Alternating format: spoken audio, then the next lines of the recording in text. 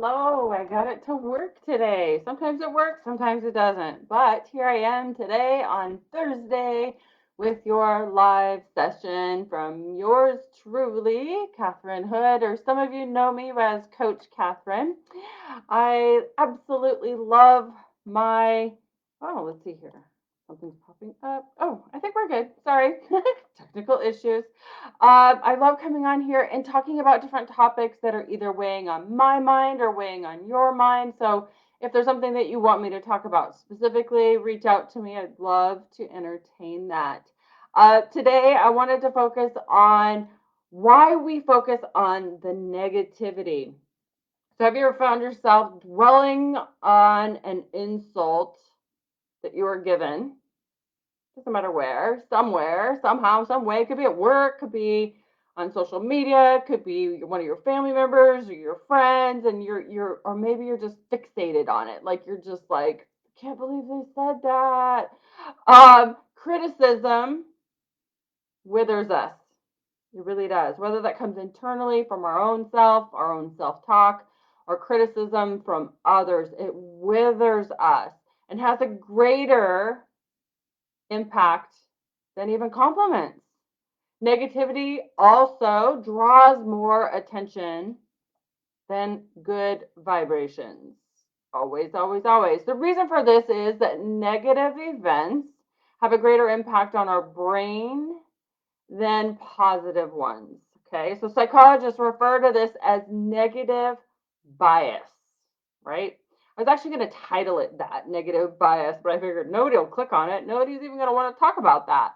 But it can be a powerful effect on your behavior, your choices. And I'm going to explain in a minute what I mean by this. So it has a huge impact on your behavior, your choices, your life, your relationships, whether you complete something, whether you even start something, like maybe a healthy lifestyle or eating healthy or exercising or whatever, or maybe it's changing careers or doing anything.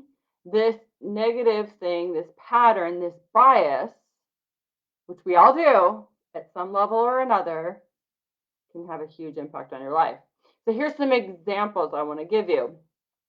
Well, first off, bad first impressions. We've all had those, right? It's funny, when I was writing this out, I was like, I remember somebody specifically just popped in my mind. We both had a really bad first impression of one another. And to this day, we are actually pretty cool friends and we laugh and joke about it. Like we bring it up every once in a while. So it doesn't always apply, but oftentimes that bad first impression completely, derails any possibility of having a close friendship or relationship. It's difficult to overcome that. Not always, but most of the time. I will agree with that. Remember traumatic experiences better than positive ones. You're going to remember, so this is negative bias again. This is what the definition of it is. So you're going to remember traumatic events or experiences over the positive ones, over the good ones that have happened in your life. Okay. You're going to recall insults over praise, hands down. Kind of like what I was just talking about, and if you get, maybe you're having a great day and your boss scolds you for some silly little thing, it just ruins your whole day. You react more strongly to negative experiences. Kind of the same thing, but you're going to react in your body. The feeling you have in your stomach, your neck, your back. I guess we all get it in different places. For me, a lot of it rides on my shoulders and my neck. So I get a lot of neck pain, back pain, which translates into a headache on occasion. So we think about negative things more frequently than positive things. Again, negative bias. We respond more strongly to negative events to equally positive ones. Okay, so why is this? Why is it? This is completely ingrained in us. It's a safety mechanism. It's keeping us safe from danger. So this is my example. Ever post something on social media and maybe you have 20 different comments, 30 different comments, maybe something really good, something you came up with that you're like, oh, this is a really good thing. I'm really proud of this. I came up with this on my own, or even a quote that you borrow, right? And there's 20 comments like, good job, amazing, congratulations, whatever, you're excited, all these great comments. And then there's that one downer, that one person that criticizes. And I'm going to tell you, those people that criticize constantly, they're unhappy people. One, they're extremely unhappy and they criticize themselves way more than what they're criticizing you, right? They are troubled, unhappy people. But among those 20 or 30 comments, that one is the sore in the side. That's the one that makes you go, I'm taking down my social media account. That's that one that just terrible, it just turns your day upside down. So you find yourself stewing on that over the words that were stated or commented for the rest of the day. Just ruined your day. So when you get home, or at the end of the day when you're sitting at the table for dinner and someone asks you how your day was, you reply, it was terrible. It was absolutely terrible, even though the rest of the day was great. It was fantastic. All those other comments were positive, amazing. They loved it. You were great. Congratulations. Amazing. But that one thread, that one comment just changed everything. So this bias towards the negative leads you to pay more attention to the bad things that happen, making them seem much more important than they are. This happens in the news. This is what the news feeds off of. Okay, so the bad things that grab your attention, stick to your memories, and in many cases influences your decisions that you make. Just like you're saying, that one comment makes you want to shut down your social media account. Everybody hates me. Everybody, it just, you read into it and it just takes away the pleasure and the enjoyment. Okay, so you might wonder why I bring this topic up. I bring it up for a lot of reasons that I won't mention in this video, but I think a lot of you probably understand where I'm going with this. But besides the higher stress levels, because when you let it in, you let this negativity, this negative comment or whatever, you let it in, okay? When you let it in and you let it affect you, don't let it bounce off like water off of the back of a duck, or let it bounce off of you like rubber, how does the saying go? I'm rubber and you're glue. I don't know. I don't remember the childhood. Comment below if you remember that saying. But it bounces right off of you, right? You don't let it in. But if you do, then it causes higher stress, higher cortisol, which doesn't allow you to lose weight. It causes more depression. It causes more blues. You feel terrible, and it's just down the drain you go. Okay. So this is the way, what this happens is it also decreases your motivation. Okay. People are going to have way less motivation when they let that negativity in, when they have more negative bias. Like I said, we all have it. Again, it's natural. It's to protect us. But if we have a high level of it, we're going to have higher cortisol. We're going to be more stressed out.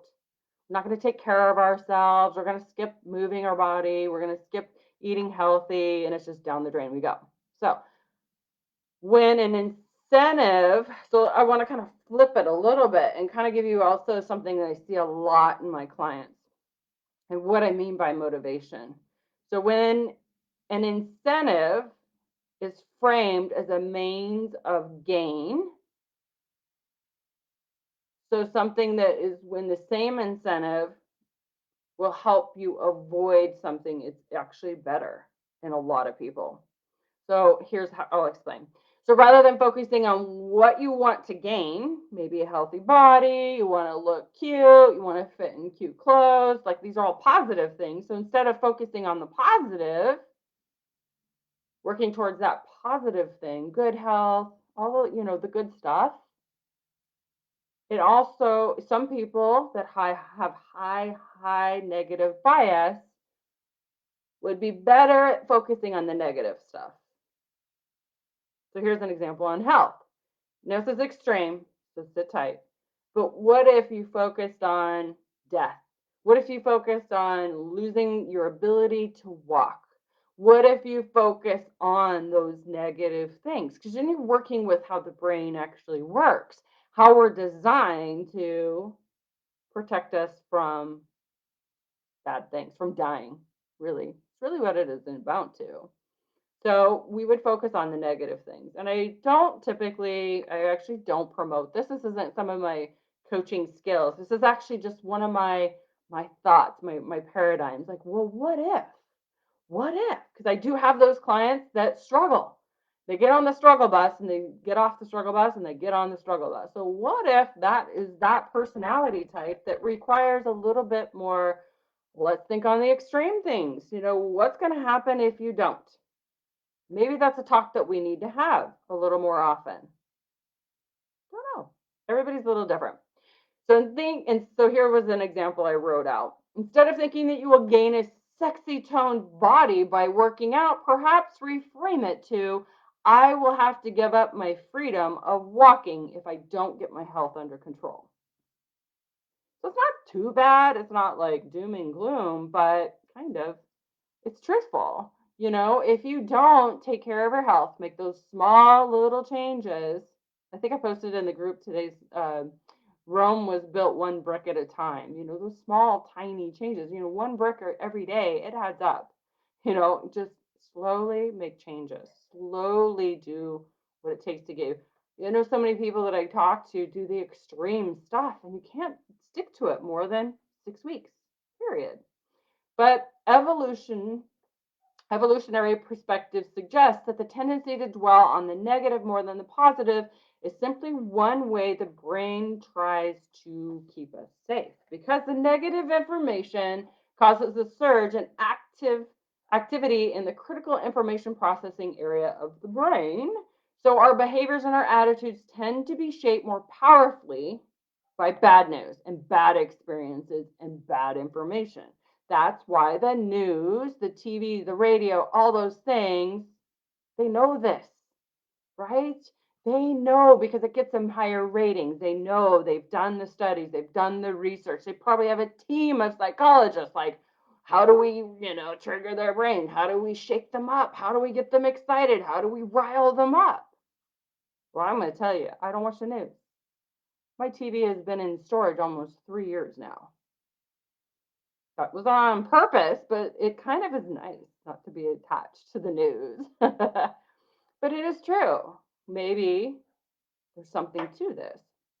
So the negative bias can take a toll on your mental health, causing you to dwell on dark thoughts. So those of you that feel like you're depressed, you're blue all the time, this is where you go down the drain. It hurts your relationship with loved ones, close and far. Makes it difficult to maintain an optimistic outlook on life. You don't see any goodness. You don't see any joy, any happiness, anything in your future. You don't even care. Okay, so steps. Here, I'm going to give you some tips and tricks. Some steps to overcome this pattern of negative bias. First off, get help. Okay, whether that's from a coach or a therapist or some other professional, get help. Period. You can't do it alone. Most likely, this is deeply ingrained from either when you were first born to the age 5, and sometimes even before that. Stop the negative self-talk. And like I said, we all have negative bias. We all have negative self-talk. It's on a scale of 1 to 1,000,000. Now, where do you fit on that pendulum? And day after day, it's different. But you've got to learn how to stop the negative self-talk. Are you going to get 100%? No. But you've got to listen to how you talk to yourself. Listen to the words you say. Become aware. Be curious. And notice when you're saying or thinking things that are negative. Something came out of my mouth yesterday, and I actually had a conversation with my daughter today about it because she was in the room when I said it, and I was like, where did that come from? I had to actually take 24 hours to kind of go, wow, that goes to show that these things are just like stewing around in your brain. And I'm just like, where did that come from? So we had a conversation about it, and it felt really good to talk to somebody about it. But reframe your negative self-talk. So when you do say these negative things or when you think these negative things, know how to reframe it. If you don't know how to do that, again, that's where the professional comes into play. More self-love, take care of yourself, feed yourself properly, hydrate, move your body. But self-love can be just taking a nap. It could be many different things. It could be reading more. It could be just just relaxing more. A lot more self-love, focusing on yourself first. Even if you're a mom of 12 kids, you still have got to take care of yourself first. If you're a nurse, you've got to take care of yourself first. So be more grateful, even for the tiny things that happen in your day. Learn to be more grateful. Because when the big things happen, then you're going to be like, it's Christmas. It's amazing. Right? You know how many people ask me every day, how was your day, Catherine? And it's always amazing. It's always amazing. How was your day?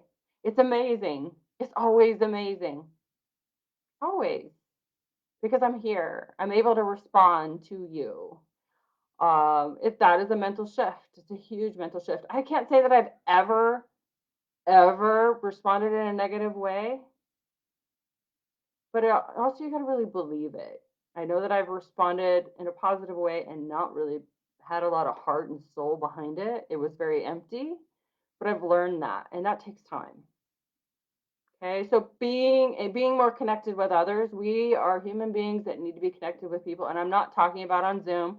I'm not talking about on Facebook. I'm not talking about Instagram or TikTok or any of that. That's actually having face-to-face connection with others. We need more connection. I'm telling you that that is a source of a lot of depression and blues, and it's skyrocketing currently in our world. We need to be connected with others. We're bonded, closer connections with others. And cut off the ties with the negative people in your life. And I don't give a damn if they're family. Cut them out of your life. Remove toxic people out of your life. Create a healthy lifestyle. That's the moving your body, eating better, drinking water, sleeping 8 hours every night, creating habits and rituals that enliven your life, that give you the energy to live a great, amazing, incredible life, that you can do all those things on your bucket list. But learn to be happy. Learn that happiness is not in a person, a place, a status, a job, moving to a new apartment or moving to a new town. Happiness is right here. You've got to learn to be happy with what you have.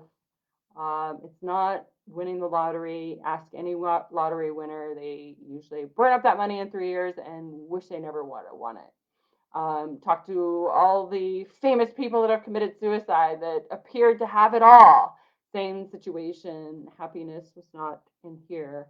So anyways, I went over my time limit today, but it was something I was really passionate about and I wanted to bring to you, hoping that it's something that enlivens you, gives you a new perspective, opens your eyes, makes you curious to what it is that I can offer for you, or maybe someone you care or love about. So feel free to comment, contact me if I can enlighten you on anything I talked about today. And thank you, Brian, for saying hello. I will see you next week. Bye.